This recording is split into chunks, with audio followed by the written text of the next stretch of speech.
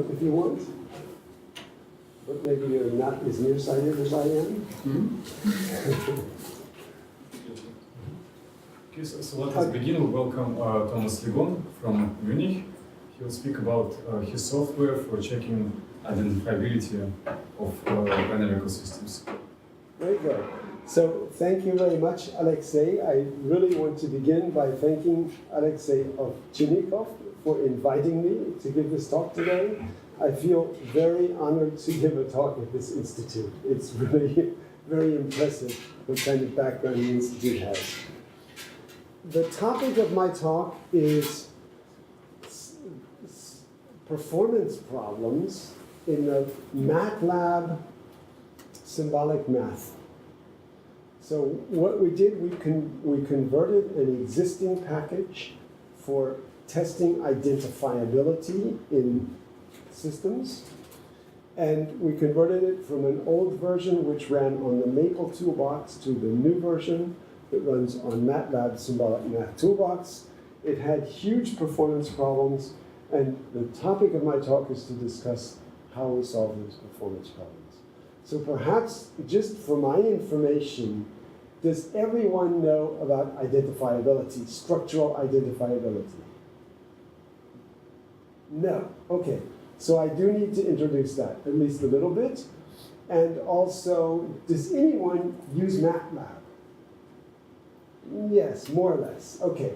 So you are at least a little bit interested in Matlab. If not, some of these remarks will be very general in nature. In other words, I will talk about the problems in Matlab, but you will be able to abstract them into other systems. And also my name, Tom Ligon. It's on the slide. And what I like to do is I start my topic with Ligon. Some people say login. I say Ligon. It's a small difference, but that's how I start. And with that, I will go immediately into the problem.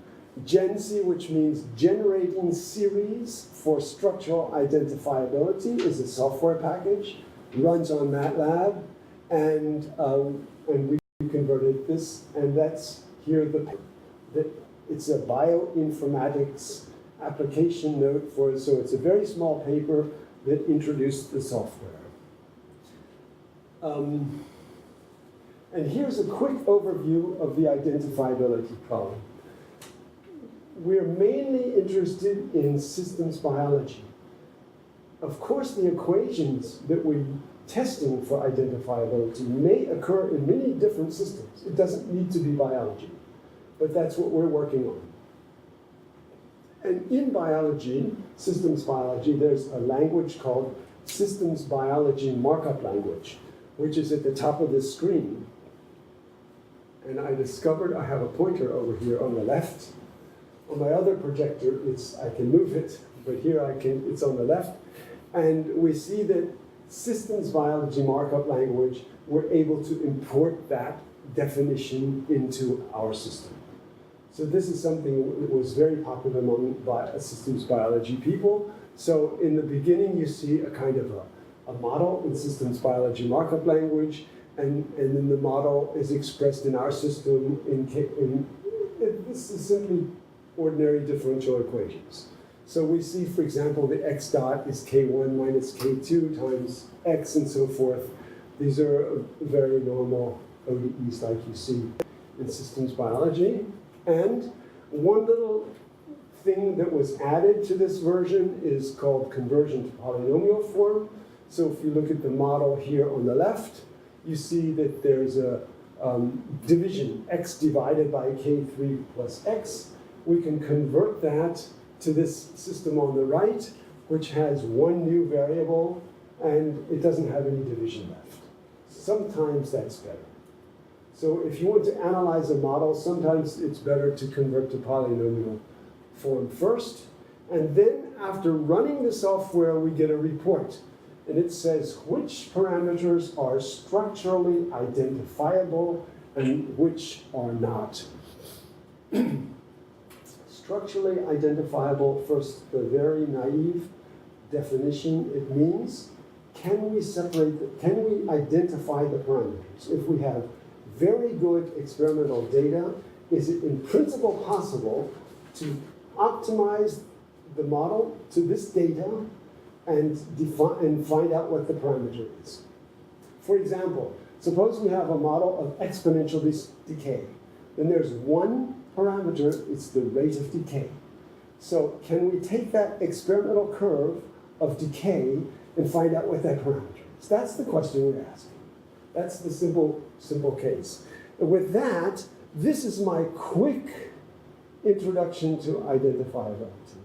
And before the talk, we discussed it, and we said, maybe before I go into the software aspects, I should actually discuss a little bit more about the problems we have with identifiability in the lab. Are you interested in hearing that first? The background and what we use it for? If so, I'll just jump ahead in the slide deck to this to my appendix where I discuss these the background. And the background is what actually got me involved in this project to begin with. And that's in my appendix. And I have 2 slides from the paper that show the comparison of all of these different systems we looked at. And now here. This is the model that I worked on in a physics lab testing cells before I started working with the team that produced the software. Single cell mRNA transfection studies. So mRNA, that's messenger RNA. And they're being transfected, in other words, moved into a cell and then measured. So the question is, what does the whole thing look like? We look at the bottom part of the slide. We can see here, it's really kind of nice to have that little pointer because of all the things here. The bottom part of the slide, actually this is DNA. DNA, desoxyribonucleic acid. This is nuclear material, and we want to do gene therapy and put this nuclear material, this DNA, into a cell, into a living cell. And how do we do this?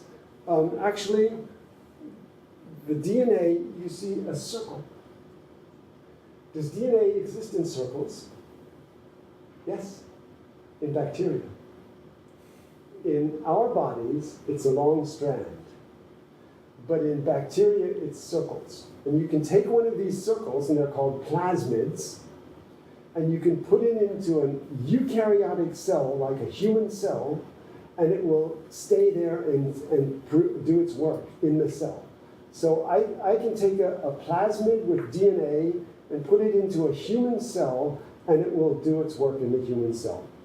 And it exists there. That's plasmid DNA as opposed to chromosomal DNA. And on the left, you see EGFP, which means enhanced green fluorescent protein, very popular among biologists. You can always see it and measure it. So if you see these things green lighting up all over the place in biology, it's the GFP protein. Before it is a promoter for CMV. CMV is a cytomegalovirus, which is a family of viruses that includes the herpes virus. And normally this is a way of turning on the gene inside of the cell. So we have a gene which will produce a protein, and then we see the uptake and escape. What this is that the physics lab packs up this DNA inside of a lipid shell. It's cationic lipids, which means they have a positive charge, and they adhere to the cell membrane. Then the cell swallows it. It's called endocytosis. And then this piece of DNA is inside of the cell, inside of an endosome, and it needs to escape that endosome, which puts it into the cytosol, which is the plasma of the cell. And then it needs to enter the nucleus in order to be expressed. And that's the nuclear entry here. And that's already a problem, because very often the DNA is too big to go through the nuclear pore into the nucleus. So it doesn't actually get into the nucleus until the cell divides. And that separates the chromosomes all out, and then it forms a new nucleus, and then we have the DNA inside of the nucleus where it's transcribed, means it produces messenger RNA.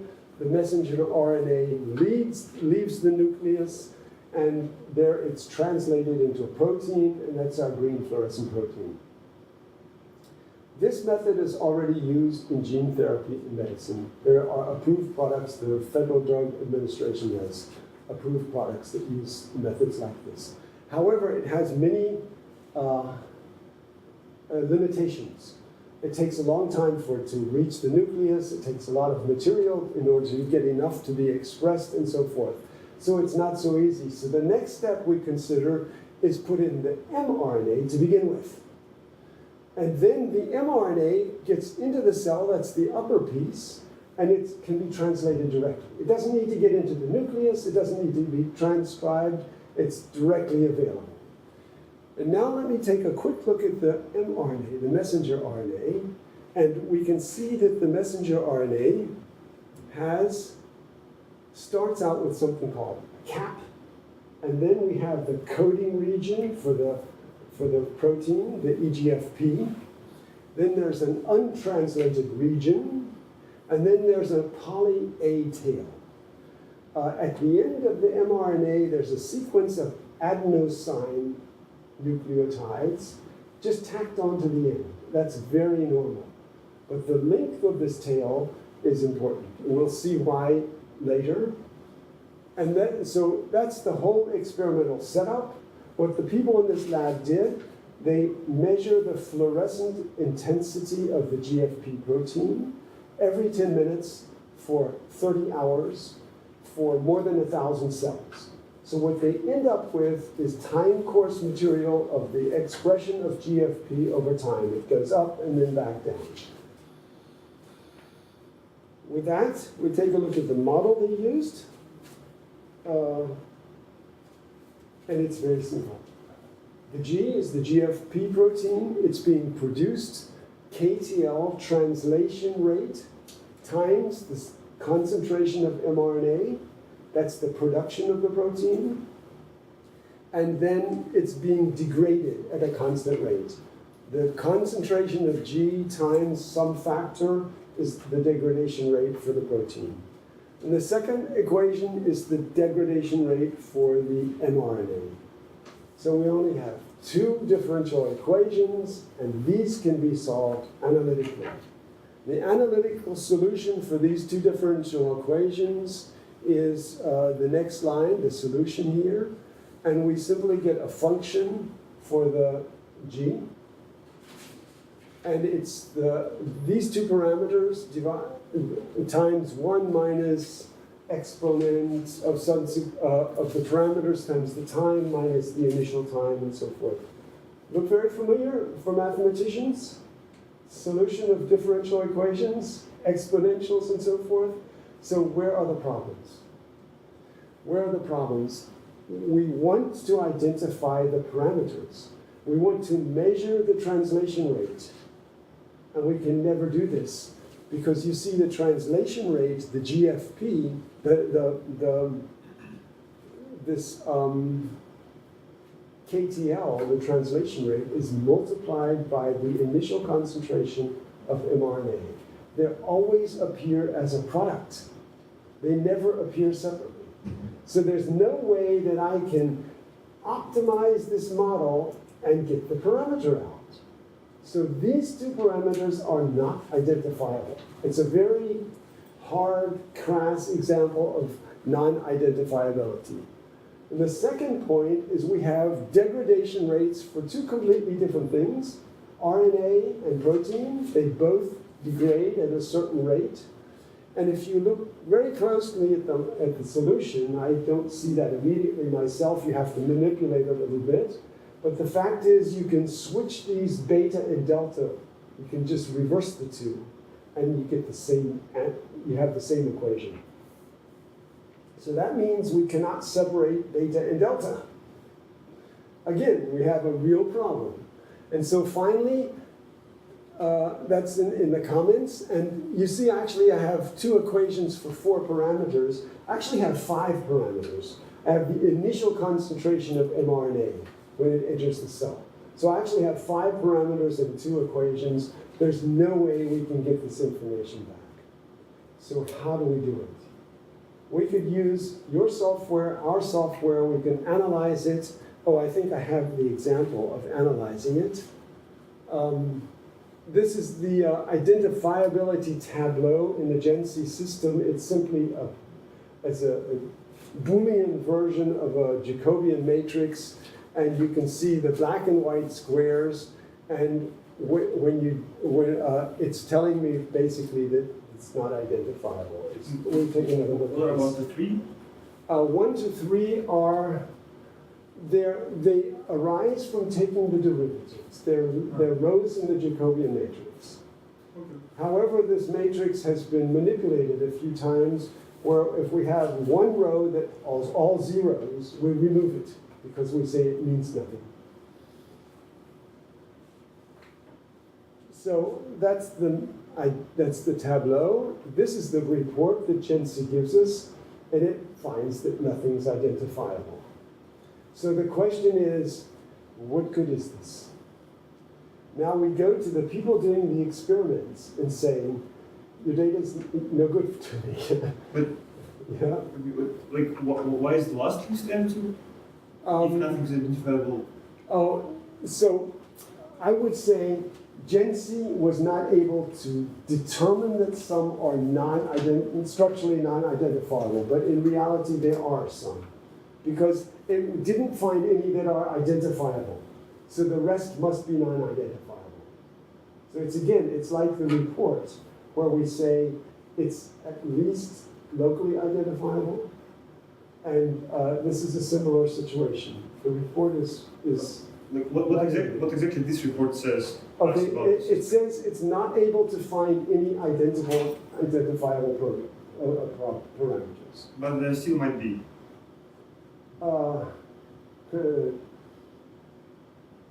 Good question. I would have to check to be sure. So this is the report. It's basically saying, and actually there's a warning. It's saying the number of parameters is larger than the number of relations. So this is already a warning where GenSSI is saying, I cannot find everything. And this is perhaps a limitation of the software. With that, we go back to the experimentalists, and we say, it doesn't matter how good your experiment is, I cannot identify these parameters. So what good is it doing the experiment? We cannot measure the translation rate. What information is this experiment giving me? Maybe it's giving me some kind of a dose-response relation that I can use. Maybe there's something valuable. But basically, the experimental data, no matter how good it is, cannot determine the parameters. So the experimentals know this, and they think about how can I improve my experiment. And the first suggestion we make is very easy. You're only measuring GFP. Why don't you also measure mRNA? You measure 2 different state variables. Then you get better data. And the answer I get is no, that's too hard. Measuring mRNA in a living cell means we need an antibody that attaches to the mRNA and has a fluorescent protein on it. And experience says that very often this is a little bit poisonous to the cell. And if I'm trying to keep my cells alive for 30 hours and making a measurement every 10 minutes, I probably don't succeed. So measuring mRNA, measuring 2 variables instead of 1 is probably too hard. So what do? They perform multiple experiments. And this is really the interesting part here. They take 2 different forms of the protein that have different degradation rates and do 1 experiment with each. And then they take two different pieces of mRNA with a different length of the poly A tail. So they have different degradation rates. The degradation is an active thing in the cell. It doesn't just happen. It's not just something decaying. It's actually the cell is eating the molecule. And when it's mRNA, it eats from the back first. So it eats up the tail, and then it eats the other parts. And so by making this polyadenylated tail longer, you can slow the rate of degradation. So you can change the mRNA and have a different rate of degradation. And then finally, you can put an antibiotic in the solution, and the antibiotic will inhibit translation. And then you get two experiments with different translation rates. So now, instead of one experiment, I have very many different experiments, and they have different parameters. How do I analyze this? How do I analyze now a new situation where I have, because if I simply say the different experiment using different versions of the protein are two different models because they have two different parameters, then I don't gain anything. I have the same analysis, the same non-identifiability. So I need to make a new model containing both experiments and somehow do it globally. And this is true both for parameter estimation, the optimization task, and also for identifiability. So this point is what I wanted to use to explain to you the difficulty we have as theorists in talking with the experimental people. They think up of new experiments, and it's for us not easy to properly analyze that. I need to make some kind of a global analysis that includes all of the experiments in it, and not just do each one separately. So with that, I've pretty much gone through the topic of identifiability. Something new for you? Perhaps the experimental part? Could you explain how multi-experiments work? So, like, I have several experiments with different values of parameters. Yes. But how do we get the final result? Simply in that I need to make a new model that includes both experiments in it. So like there will be two times more equations. Yes. So you're saying that doesn't help? I'm saying if I consider each experiment as a new model, as a separate model, that doesn't help. Because I have basically exactly the same model I had before, only I have different parameter values. What I need is a global model that contains both. That helps. Can you like write it down? Yes. And that's actually something that Jan Hasnauer did in this project, is he created a tool that automatically takes different experiments and creates one global model, one multi-experiment model. And this is and this is something different from like just concatenation of two systems. It's not much different. It's basically just concatenation. Yes. And why should it help? I haven't used it enough to say how much it helps. However, the team has used it not in identifiability, but in optimization. When they do optimization, a multi-experiment optimization model is something that's used very often, and that helps quite a lot. I tested this for exactly this mRNA model, and I didn't find much help, to be honest. But I nevertheless wanted to present it not as a finished solution, but as a warning or as an example of a difficulty that we run into. Because why are we testing identifiability? Because we want to go back to the experimentalist and say you have to change your experiment. Because the way you're doing the experiment, it's not enough. And this is the kind of discussion we run into. And, yeah. What's wrong with just relabeling? Because it destroys the biological meaning, or what's the... So if I relabel, in other words, the second experiment is simply the same model but relabeled. No, I mean you had a product of parameters. Oh yes. Just call it one. Oh yes. So So this product of parameters, actually, we can relabel. This case here, where we have KTL times M0, I can simply relabel that, and I have a new parameter. I have one parameter less, and the parameter is now called KTL M0. So that means that parameter can be measured. That's true. But for the physics or the biology of the system, it's really not what I want. I want to know the translation rate. I want to know the separate part. Okay, so let me see if what's the best way to go. We'll go back to the first slide and go from there. And now I go into the software aspects. This was identifiability, that's all the background. And GenSSI version 1 was created in Matlab using the Maple Toolbox for symbolic math. It was done in 2008. And in 2008, MathWorks, the vendor that creates Matlab, acquired something called MuPad. MuPad was symbolic math created by the University of Paderborn in Germany. And they decided they're a university, they're not in a position to maintain and sell software. So they sold their MuPad product to a startup company called Sciface. But Sciface didn't make a profit. So they didn't exist for very long, and they sold the whole thing to MathWorks. And then MathWorks took this thing called MuPad and put it into Matlab and renamed it into the Matlab Symbolic Math Toolbox.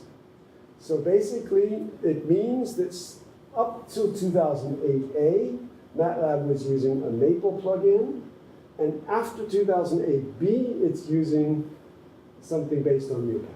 So it's a new subsystem. With that, we wanted to create version 2. So we wanted to convert the code so that it would run in the newer version. We found out that the Jacobian matrix is a little bit different between the two. Then we discovered some big performance problems, and it turned out that fixing those performance problems was most of the work that we needed to do. And when we were finally finished, it was running on Matlab 2016A and was running better than the old version. With that, I have this little graphic. In this case, the speed up. We're measuring speed up, so higher bars mean better performance.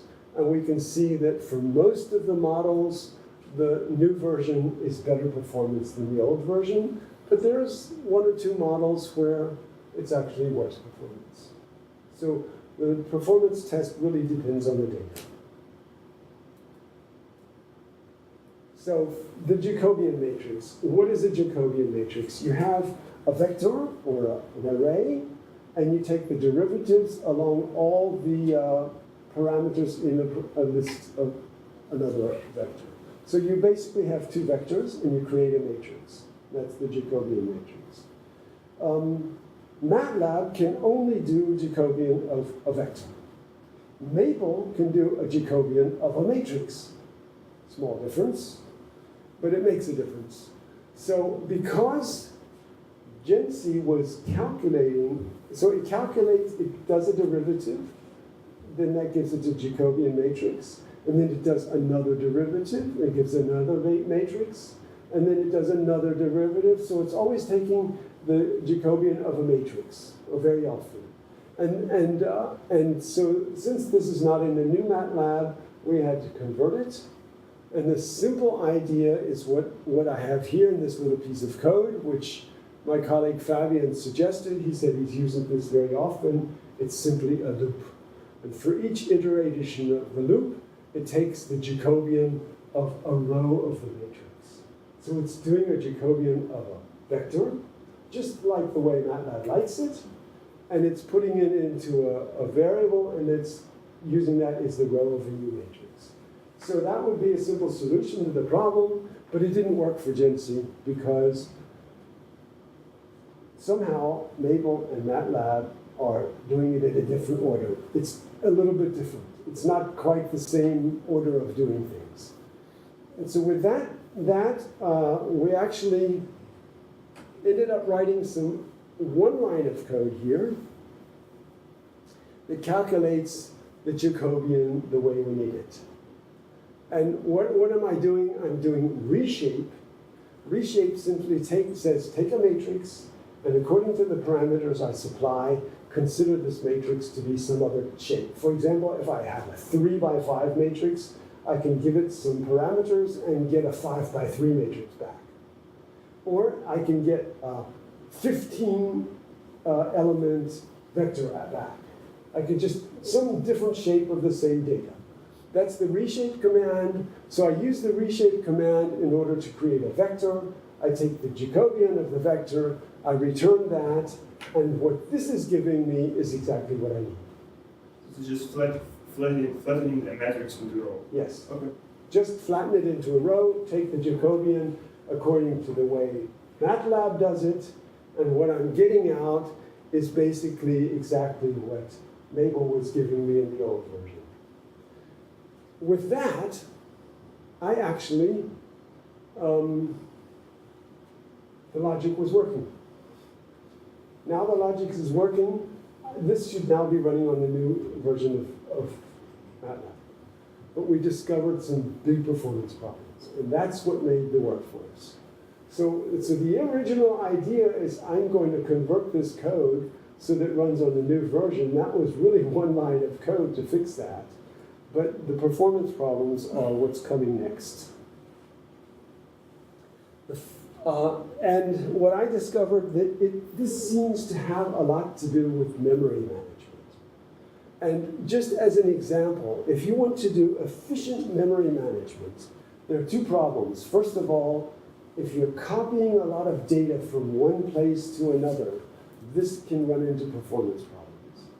And the other thing is if you need a piece of memory, you call the operating system and it says, give me 5 bytes. Then every time you call the operating system, it's running thousands of instructions just to give you those 5 bytes.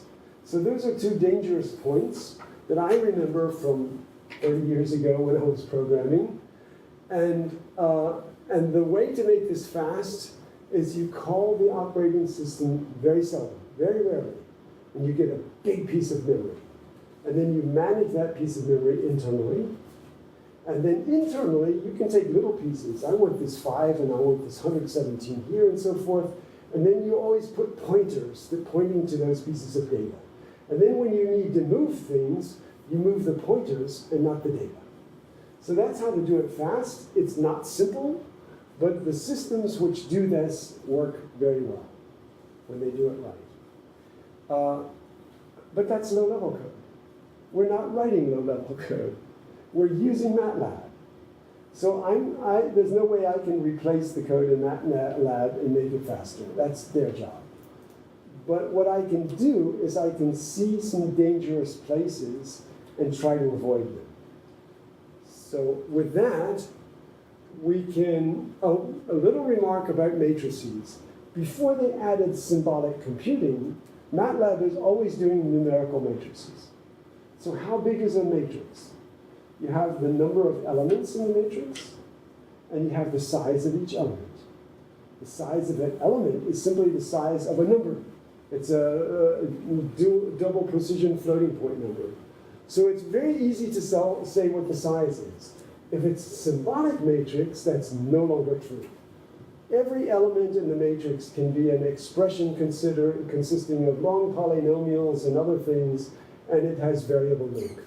And this is kind of throwing some of the Matlab things into problems. Because instead, since it no longer knows the size, it's probably going to be copying, creating new matrix, copying data, and so forth. What does Matlab recommend to fix these performance problems? One is called pre-allocation, and the other is called vectorization. The code here is simply a few lines I wrote to demonstrate what these two words mean. First of all, let me suppose we have a matrix, and we want row n of that matrix. Then I can write a loop over all columns, and for row n, I simply assign row n of the column index. And on the right side, I see the matrix of the row index, comma the column index. So I just have a loop that copies all of the elements over into my new array. Yes? Do you understand correctly that instead of appending one by one, you allocate memory and then copy one Yes. by one? Yes. But isn't that like remedied by usually inside the system by amortized allocation? Yes. So first of all, if I just write lines 2 through 4, then every time I run into line 3, it's going to change the size of this row n. And that's bad. It really does that? Yes. If I don't write line 1, so line 1, I say, create row n of all zeros with this number of columns. That creates the row n data structure in the correct size. And now when I get into line 3, I'm just copying in each piece of data. So the point is, line 1 makes line 3 faster. And that's called pre-allocation. So is it correct that Matlab doesn't do amortized allocation? So I think it does. However, I'm not sure what you mean by amortize, but let's look at the alternate code down here in line 5. Here, line 5. What I do is I say matrix, row number, n, comma, and then I address all columns at once. A colon, it means 1 to the end. And then that way I'm looking at the whole row at once, and then assign that to my row n. One statement, and it's much faster. So line 5 is much better than 1 through 4. Is that what you mean by amortized? Not really. We can talk about that. Okay. So the point is, there are two things that we can do here. The first one is be aware in the loop, within the loop, if it changes the size of the element every time it runs through the loop, that's bad performance. And actually, Matlab will give you a warning. It will display a warning at the end of this line and say this is changing for every iteration, consider pre-allocation.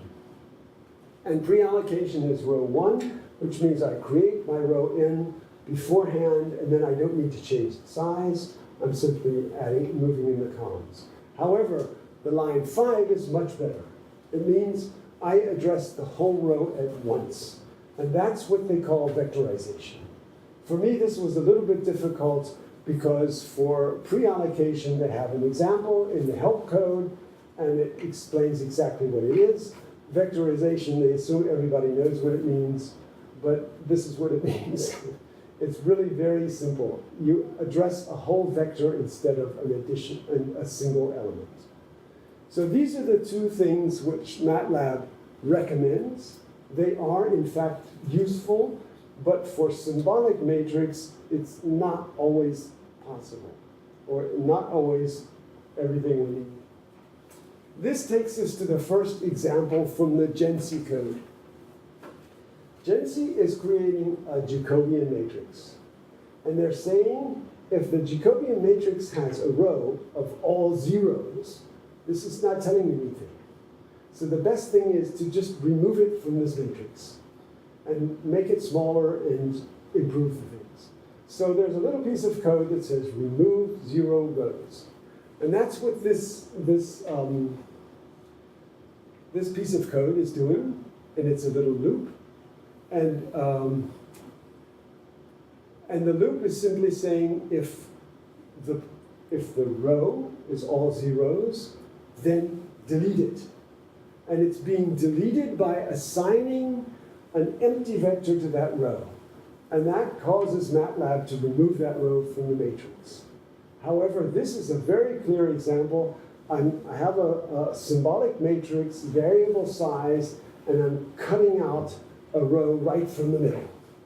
So I immediately see, it's a red flag. That's dangerous. What is the code going to do? It's probably going to create a new matrix and copy all the data over without that row. And it's just not very efficient. So I knew this was a danger point for efficiency. And yeah, so with that, I see what I can do to improve the efficiency. And what I did to solve that is I wrote a subroutine because I need to use it more often than once. And the subroutine here is called remove zero rows. So what I'm doing here is I simply call this remove zero rows, and here's the function. And now it gets the interesting point. I have a function called remove zero rows. It accepts a matrix, and it returns a matrix and two vectors. And let's see what it does. The first statement is called any. That's something my colleague Fabian told me about. Look at any. Any is good. So I take any, I give it the matrix, a Boolean expression not equal to 0, and it returns something, which I've called keep Boolean. What does it return? It returns a vector of zeros and ones. So every time it finds not equal to 0, it returns a 1. Otherwise, it returns a 0. So I take this matrix, I give it this expression, and I get a Boolean vector out. In the second line, I take this Boolean vector and use it as if it were an index in the matrix, in the first column. So what it's doing here is taking every place that keep Boolean is a 1, it's giving me that row, and where it's 0, it's giving me nothing. So these zero rows, yes. Is this something that you encounter frequently? Yes. And you have lots of them? Yes, yes. I encountered it frequently because GenSSI is constantly trying to reduce the size of these big matrices by removing these zero rows. So it happens a number of times, and where it happens, the very first time, is very important for performance. So that's the second statement, is simply use this Boolean vector as an index. And the third one is called find. Find keep Boolean returns the index of every one. So for example, suppose keep Boolean was 101. Find of 101 will be 13. It's giving me the index of every one. And I'm also returning that in my 3 parameters, and it's actually being used because GenSSI is saying, I want these indices for something else. I have another matrix which is similar, and I need to manipulate it, so I need to know these things. So that's what the routine does. What's the difference? I no longer have a loop. I have a function, yes, but it's not looping. It's using some special calls, any and find, and it's all vectorized. So the big question now is, what does the performance look like? And there's my numbers. And in these numbers, here the old, I think I need to explain it because my pointer doesn't go into the middle. Version 1 means the old code. That's the loop. Version 1 running on 2008A using Maple, and version 1 running on 2015B using Matlab NewPad. What is the performance difference? It's a factor of 2,000. You see, I have a log scale for my vertical axis. And what the system you're running on? It's like you have chosen some system of differential equations. Or yes, that's true. Some particular benchmark. That's true. I have okay. some particular benchmark. Yes. It's one of the published models. So Yeah, and it's what you said. Whether yes. this is the same benchmark for all 6 Yes. rounds. Okay. Yes, the same benchmark for all 6. Okay. So this is the first big performance problem we ran into, and you can see why it's a problem. If runtime increases by a factor of 2,000, I have a problem. And now I take these any and find and so forth. That's the new code. So I see V2 running on Maple is much faster than V1 on Maple. So even if I were to stay with Maple, I would have a performance improvement. On version 2015, using the Matlab toolbox, I have basically the same performance as the old code on the old version. So that really fixed my problem.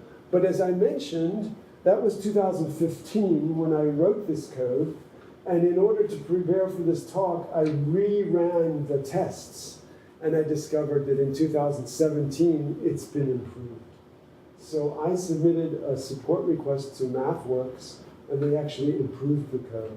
And you can see that both the old code and the new code have improved from 2015 to 2017. Yeah? But the main thing is I really needed to change the code. I really needed to change from this loop and assigning an empty vector to these calls. And then I have a very important performance change. Yeah? Next step, again, 2008 and faster. So 2008, the Maple toolbox is okay. It's also faster on if I still have a copy of 2008 on my machine, so it's actually faster than the new version on 2017. So the Maple is still better than the new pad. The old Maple is still better. So GenSSI based on Maple is still faster than GenSSI based on NewPad. But you can't buy it. You can't buy the 2008A from MathWorks anymore. Is it possible to call Maple from? Is it possible to combine it with one? Oh, I don't know. And would it be possible to write MATLAB code that uses Maple? I don't know, because this toolbox has to have some kind of an interface to MATLAB, and if the vendor doesn't supply it, you would probably have to write your own code. And you would probably have to, I don't know. There's a published something called MATLAB executable, which is used for importing foreign code into MATLAB. This is exactly what our colleagues did with this differential equations, the CVODES. They wrote a MEX, it's a wrapper for the C language coding into MATLAB. So it's probably possible. Next example, the rank. And what happened here is basically, I had things running on 2015, and in 2016, suddenly the rank got worse. So I didn't even change anything. It has nothing to do with Maple or NewPad. Rank just got slower. So what I have here is a test program. And this is something I will mention later in my recommendations. In order to submit a support request to MathWorks, instead of just explaining the problem, I actually write a test program and give them the test program so that it's very clear what's happening. So what does the test program do? It loads a file, which means I've saved a matrix in a file. So I load that file, then I assign it something called A, I do tick and tock, which measures time, and I calculate the rank, and then I display the rank that I calculated in the time required. So that's my test program. That's the normal rank calculation. And if you look at line 7, you see a different way of calculating the rank. Function, evaluation, symbolic engine, linear algebra, 2 colons, and rank. So basically what this is doing, instead of using the normal rank from MATLAB, it uses the rank from this MuPad package directly. This is my workaround for solving this performance problem. With that, we look at the numbers, and we see that going from the version 1, 2015, the normal rank on 2016A, it's slower by a factor of it was, I think, 84. I think it was a factor of 84. So I don't change anything, and the rank is just 84 times slower. So this is, I think, a bug in Matlab, right? And they accepted my support request, and they fixed it in 2016B. So they fixed it in the next version, which a half a year later. So even though it's a bug, I still have to wait a half a year to get the fix. And turn back to Maple thing. Yes. So what exactly, what are these time-consuming things in Matlab that run faster than Maple? What exactly is that? I'm not sure, because I don't see the inside of the code. I'm just looking at everything I tested, and I'm saying, I think this is an issue with memory management in UPad. That's what I think. Because every time I fix something, I fix it by avoiding memory management. So I think basically Maple is doing a better job of memory management than UPad. That's my conclusion. So you don't think it's some mathematically more advanced algorithm? It's possible. It's possible. It's possible. However, yes. So just as a remark, the right three columns are these UPad version of rank, and it didn't change, it didn't have a bug, and it's a bit faster. It's, I don't know, a factor of less than 10. It's better. So that's what I end up using in GenSSI. Yes. Here, it's just the timing for the piece of code you showed in the previous slide. Yes, yes. What is the size of the matrix? I don't remember. I would have to check. Just for an 1,000 times 1,000 or something? I think smaller. I think smaller. Smaller. Yes, but it's a symbolic matrix, so it might be very complex. Meaning that the entries are some expressions. Yes, they're algebraic expressions. So I have one more example of performance in the GenSSI code. This is converting Jacobian to Tableau. The Tableau is Boolean. It's 0 or 1. So instead of having this very complex symbolic Jacobian matrix, we want to simply say, if it's 0, I create a 0, and if it's anything else, I create a 1. And then I just want ones and zeros. The original code is really pretty simple. It's one line.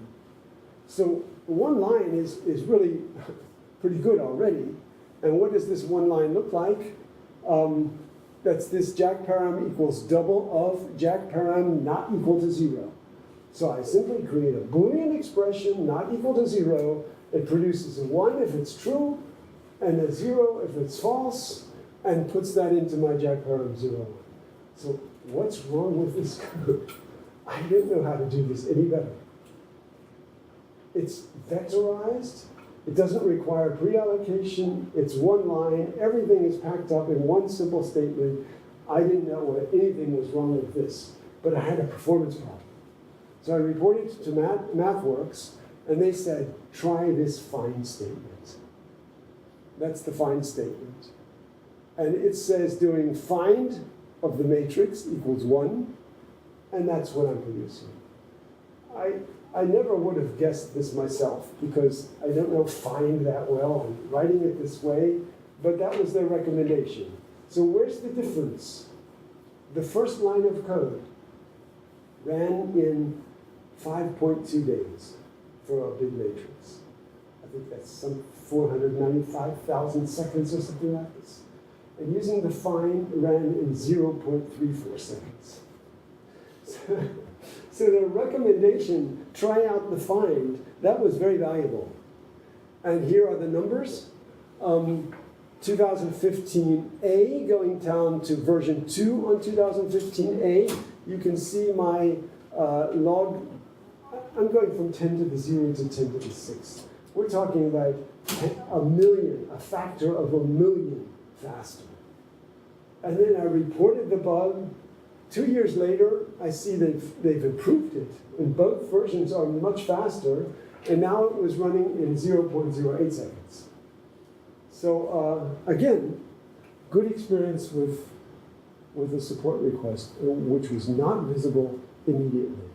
Did they, with their answer, did they just provide the answer, or did they explain how they came up with that answer? Oh, they just, first of all, they just provided the answer. They said, try the find. That was the quick answer. That was the quick answer, try the find. And then I get another email and they say, we have given your test program to our development and they might improve the code in the future. And in fact, they did 2 years later. They actually improved it. But they didn't explain why find was so much better than the simple statement. They never explained that. So that was the performance numbers. We have some remaining limitations, and this is something we discussed offline before. The solve statement in Matlab is not always possible to solve some equations. It doesn't always provide an answer. And this is something that the code produced in this institute using Grosvenor basis can do better. So this is a limitation. This is a place where GenSSI does not always supply the best answer. And the other limitation, I think you mentioned that, but I'm not sure. Matlab, Jacobian, rank, and solve, which all can be very slow sometimes, they do not use parallel computing. So if I have a Matlab parallel computing toolbox installed on my machine, these routines do not know how to use it. So they never parallelize this. And I think this is a very good opportunity to improve the code. If they could figure out how to parallelize this, it would be, yes, calculating the rank. Certainly you can, weird, right? Yes. The rank is so very clear algorithm for calculating the rank, it should be possible, I think. Yeah. So those are existing limit, and there's one more limitation is GenSSI creates derivatives, the Jacobian, a number of times. And it always takes the derivatives along all of the parameters. So if I have 50 parameters, then every derivative will multiply the size of the Jacobian by at least 50. So the memory requirement for this Jacobian matrix grows very fast. In my experience, that was the biggest limitation. When I'm trying to do bigger and bigger models, this is what always broke things. But Yes. Could you clarify about that? Because, so I'm just trying to understand why is it faster? Because if I had a function, for example, initially I had, say, one function, then I have two parameters. Then Jacobian, on the next step, will have two values, Yes. right? Then you will differentiate, What do you mean two values? like, differentiate one parameter and differentiate another parameter. And then what you will... Then we take this whole matrix and we do a Jacobian of that. So we multiply again by two. So there will be all mixed derivatives also. Yes. Yes. Okay, thank you. Yeah. So those are just existing limitations. With that summary, beware of things. If you can see that this is probably going to do memory management, take a closer look. That's something worth looking at. Pre-allocation and vectorization we discussed at the beginning. Matlab recommendations, they are good, but they don't always help a lot for symbolic matrix. And then there's some special functions like any and find, which are sometimes very useful. So it's worth going to the trouble to learn those. And then I say thanks to MathWorks, and that's genuine thanks. They really did help me. All of these three cases, I submitted support requests, and they came back with a quick answer, try the find. Or, I think you have the best workaround that exists, stay with it. Something like that. And then they say, maybe we'll fix it in a future release, and they really did fix it. You can see these. So there was very valuable help. And then I have two recommendations that I learned working at Microsoft with big customers. And the first recommendation is, if you submit a bug report, then you need to be very clear about how to reproduce this thing. If you submit a bug report to Microsoft, that report goes to a software tester. And the tester's job is to reproduce the bug, find out which versions it occurs in, and write a piece of code that will automate the testing so it can be automatically tested in future versions. That's the tester's job. If the tester is not able to reproduce the bug, it never sees it develop. So, and you know that you write some text, and people don't understand everything you write. They don't always understand you write. So having a very clear reproduction is very valuable, and often it's better to write a test program than a long explanation. So that's the first recommendation. And the second one is change requests. The large customers can go to Microsoft and say, I want you to change the code. I want you to change this function so that it does something different. And what happens then, I've experienced this, my customer goes actually directly to the developer and says, here's the problem we have. And the developer, the program manager says, I think that's a good idea. I'll put it on my list. He goes to his next Wednesday morning, he has a meeting, and his colleagues are sitting around the room, and they're saying, hey, wait a minute, my customer's more important. Hey, wait a minute, I need the budget for my job. And they're all arguing about who gets which budget for what, doing what. So the way to solve this problem is a business case. You write the numbers. You say, my customer has this many admins, they're all doing this work, and it costs them extra time, and that's costing so many dollars a year, that's why you need to do it. And they listen. So if you want to change, they're always going to talk about why do we spend the money to do this? And they always need a budget, and you can help them. You can help them very much to do that. Those are two general recommendations. And that takes me up to show you the teams who wrote GenSSI. The right-hand side is the Spanish team. This is Eva Balsacanto, who knows the math very well. Julio Banga, who's actually presenting here in the seminar in a few weeks. And the top is Oana. Oana is just the Romanian version of Joanna. And her name is actually, you see the CH? In English, CH is ch. And in Spanish, it's ch. But in Italian, you think of macchiato, it's k. So and this is Romanian, so it's really Kish.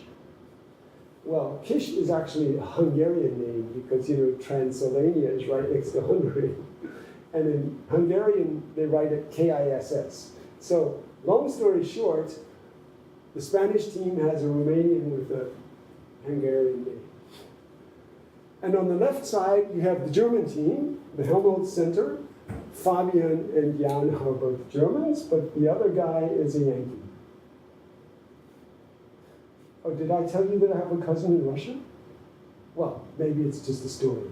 But what I do is when I'm finished with my talk, I'm ready to take off. Okay. That's the end of the talk. I have a little bit of more appendix, but I don't know if that's interesting. And let's take a quick look at the time. It's shortly after 4, so we didn't use much extra. And we said before the talk we have some extra time. So if there's more discussion, we can do it.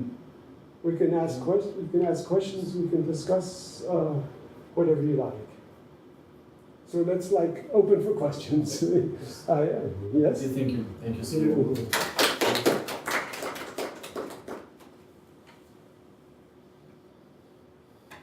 At the beginning of the talk, I asked, is anyone using Matlab?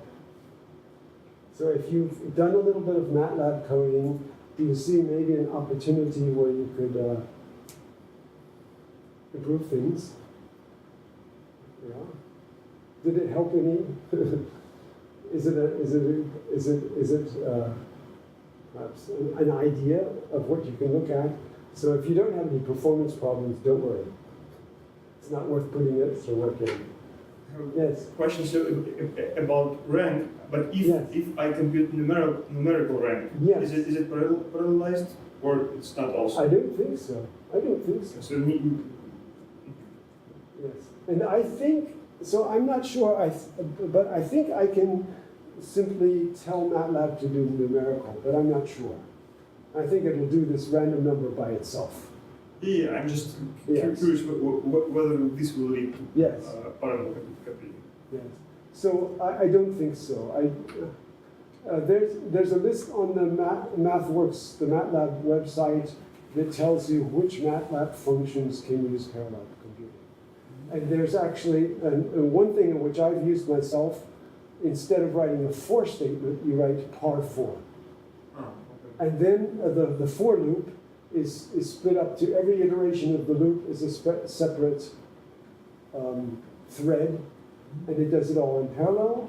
In order for that to work, you have to be very careful that everything inside of the loop has to be totally independent. You cannot change variables. It's fairly well known.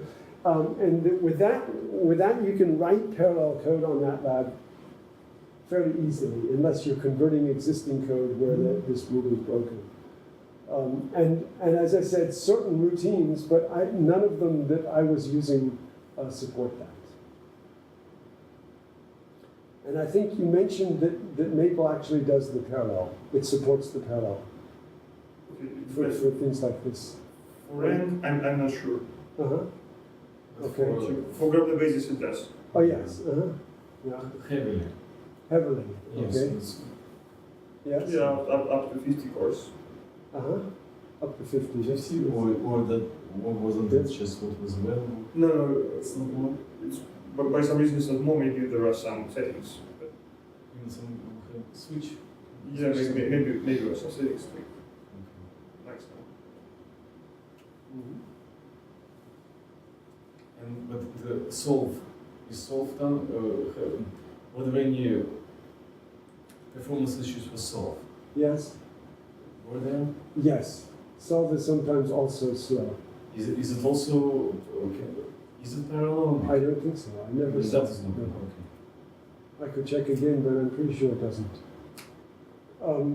Yeah, partly because for numerical matrix, it's going to be calling this MuPad software, which was acquired, and I don't think that was able to do anything. I don't think they ever adapted this. And what I'm thinking is that maybe, I have this experience of a change request. You give them a business case. If we want MathWorks to make solve faster, maybe we just need to give them a good reason for doing it. We have to say this is being used for a system that cures cancer, or whatever. It is, isn't it? Well, actually, this is interesting. I was talking about my team. They have a systems biology model with something like 1,000 parameters. It's very complex, and it's a model for cancer. And they're trying to use this model to predict which drugs are going to work. So they're getting data from the Cancer Research Institute, collaborating with a number of different universities and institutions, and they have a very high goal. But if this works, it's a very good message. However, they have one server in their own institution, which is running Linux and Matlab. So they can use VF-MinCon from Matlab on this server. And then they have also another server, which is called Leibniz server. It's called SuperNuke. It's one of the largest servers in the world. It's running Linux, but it has no Matlab on it. So they're actually converting all the Matlab code to C language code, parallelizing everything, and they have an open source piece of software for optimization. Instead of using VF-MinCon, it's called interior point, IP-opt for interior point optimization that they're running on the big server, and it's not working very well.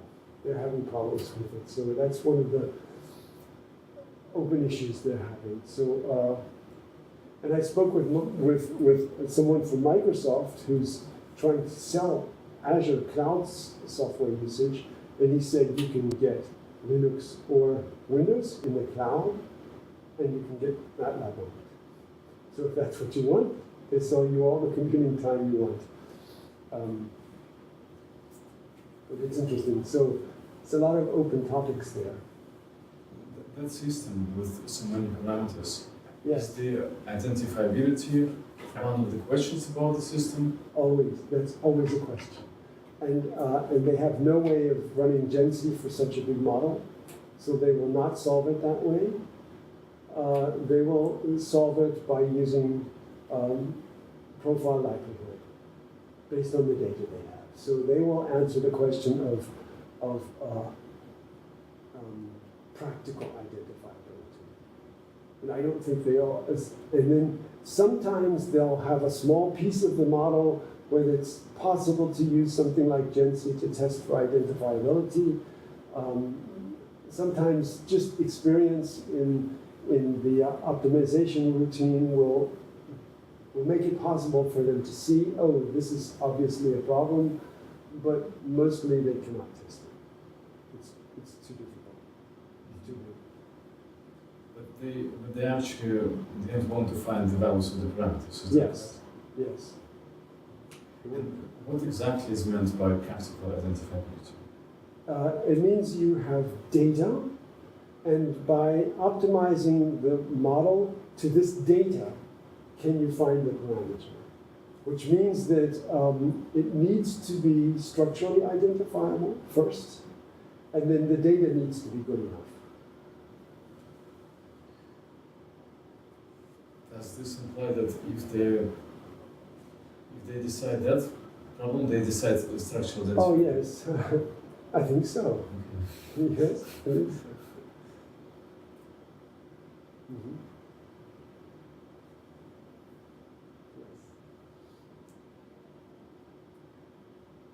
But the supply of models is not just that model, but there are still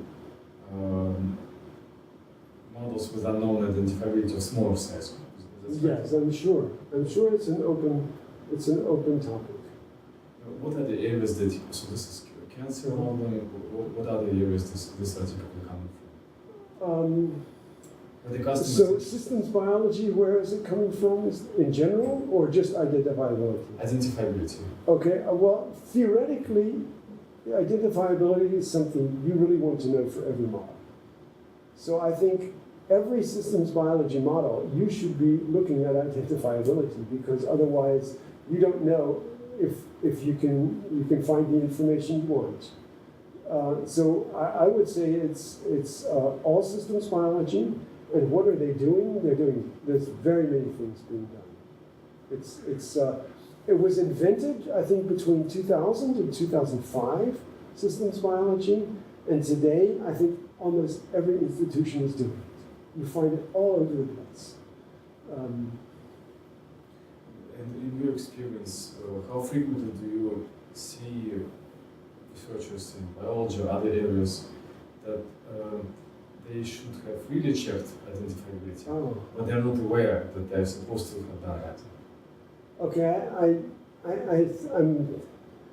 I don't think I have a good overview of many things that are happening. I just sometimes hear a talk or something, and so probably I can't give you a good answer. But I would guess that happens often.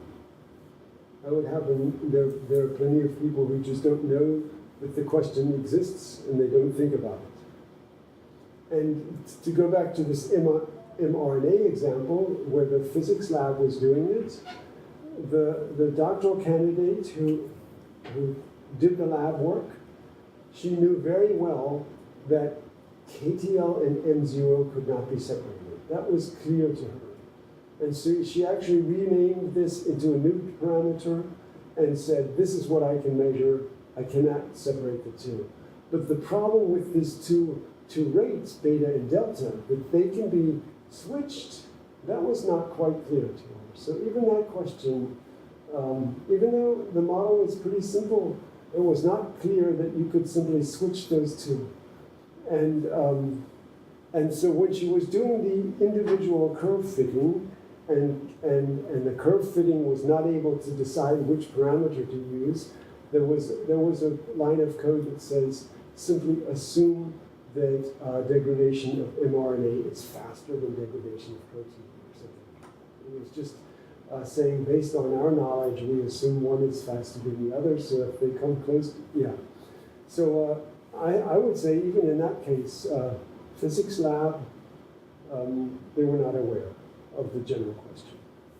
So with this, do you think it's an important question to study identifiability in restricted regions? Restricted? In which you put some constraints onto the values of parameters? Oh, I think so. I think so, yes. Something we were just discussing recently in Jan's team is what do we know about the parameters to begin with? Because very often in optimization, you need some initial value for the parameter, and then you need some range that you allow the software to use. And in the case of Bayesian statistics, you have some knowledge about some parameters, and you have a Bayesian prior. And distinguishing between those is a whole field, a whole question of debate. And so the question of a restricted part of the model, restricted range of values, is this identifiable within NAS? Yes, I think it's an interesting question. Very often the models, people will say, I get my software to run if I restrict the parameters. And then you say, is this restriction correct? Is this the real world? Or they'll say, according to the model, I have a factor of 10 to the 10th between all the parameters. And this is just too big. My integration is failing, and it's crashing, and it's not succeeding. And can I restrict this? And so I think the question of restricting the range of parameters is a question that comes up often.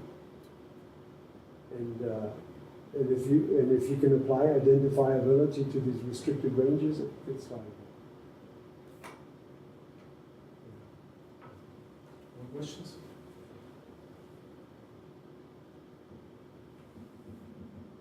Okay. Okay, so thank you again. Yeah, thank you.